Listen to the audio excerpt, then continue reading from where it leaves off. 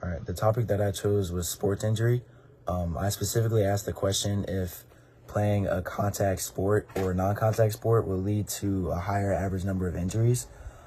This was chosen because injuries are a really big part of sports, and about 55 to 57% of high schoolers play at least one sport. So a lot of people.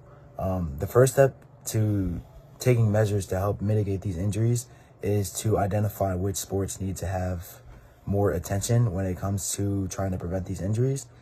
And with this, I conducted an experiment to ask athletes around the school if their main sport was contact or non-contact, and to take the averages of both to determine if contact or non-contact sports players suffer more injuries on average.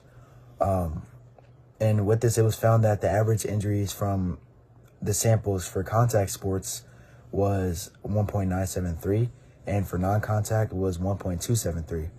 These values were plugged into the T-score equation for finding differences between independent means, and it was found that the average number of injuries for contact sports players was indeed higher than non-contact sport players.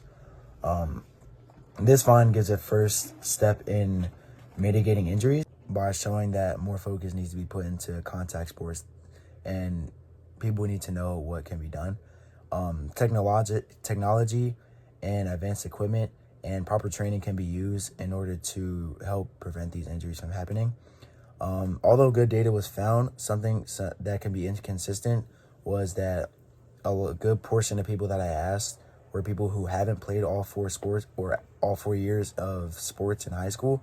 So they've had less time to get injured, which would skew the data slightly because it would make the averages lower.